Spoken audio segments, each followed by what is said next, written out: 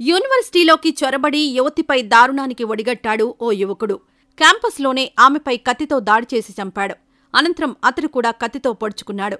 ఈ సంఘటన కర్ణాటకలో సోమవారం చోటు చేసుకుంది. పోలీసులు తెలిపిన వివరాల మేరకు కర్ణాటకలోని కోలార్ జిల్లా ముల్బాగల్ తాలూకాకు చెందిన లయ స్మిత, పవన్ కళ్యాణ్ స్నేహితులు. వీరు బెంగళూరులోని వేర్వేరు కాలేజీల్లో చదువుతున్నారు. లయ బెంగళూరులోని ఓ ప్రైవేట్ యూనివర్సిటీలో బీటెక్ చదువుతుండగా, పవన్ ఓ ప్రైవేట్ కాలేజీలో బీసీఏ చదువుతున్నాడు. సోమవారం పవన్ కళ్యాణ్ లయ ఉంటున్న యూనివర్సిటీకి వెళ్లాడు. ఇద్దరూ కొద్దిసేపు మాట్లాడుకున్నారు. ఏమైందో ఏమో తెలియదు కానీ పవన్ లయపై కత్తితో దాడి చేశాడు. 19 సార్లు అతి కిరాతకంగా పొడిచాడు. గాయాల కారణంగా ఆమె అక్కడికక్కడే కుప్పకూలింది. ఆ వెంటనే పవన్ కళ్యాణ్ తనను తాను కత్తితో పొడుచుకున్నాడు. లయ అరుపులు విని అక్కడికొచ్చిన కొందరు రక్తపు మడుగుల్లో పడి ఉన్న ఇద్దరినీ గుర్తించారు. కాలేజ్ సిబ్బందికి సమాచారమిచ్చారు. సిబ్బంది వారిని హుటాహుటిన ఆస్పత్రికి తరలించింది. వారిని పరీక్షించిన వైద్యులు ఆమె అప్పటికే చనిపోయినట్లు తేల్చారు. నిందితుడికి చికిత్స అందిస్తున్నారు. సమాచారం అందుకున్న పోలీసులు ఆస్పత్రికి చేరుకున్నారు. కేసు నమోదు చేసుకుని దర్యాప్తు చేస్తున్నారు.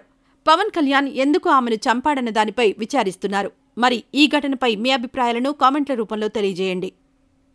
ఇదిలా ఉండగా కొత్త సంవత్సరం రోజున ఆ ఇంట్లో తీవ్ర విషాదం చోటు చేసుకుంది. పెళ్లిడికొచ్చిన కూతురు అర్ధాంతరంగా తనువు చాలించింది.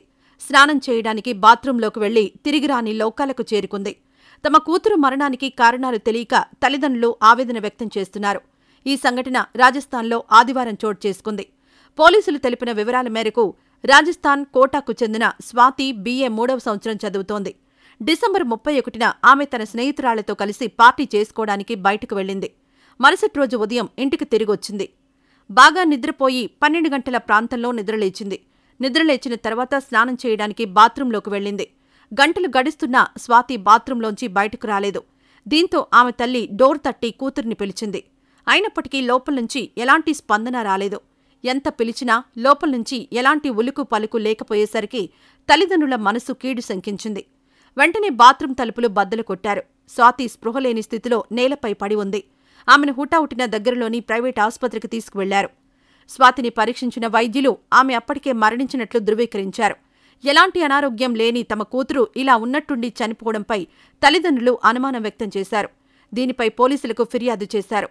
తమ కూతురికి ఎలాంటి అనారోగ్యం లేదని, రోగాలు కూడా ఏవీ లేవని తెలిపారు. కేసు నమోదు చేసుకున్న పోలీసులు దర్యాప్తు చేపట్టారు. స్వాతి మృతదేహాన్ని పోస్టుమార్టం నిమిత్తం తరలించారు. పోస్టుమార్టం రిపోర్టులో స్వాతి మరణానికి గల కారణాలు తెలిసే అవకాశం ఉంది. మరి బాత్రూంలో అనుమానాస్పదంగా మృతి చెందిన స్వాతి ఘటనపై మీ అభిప్రాయాలను కామెంట్ల రూపంలో తెలియజేయండి.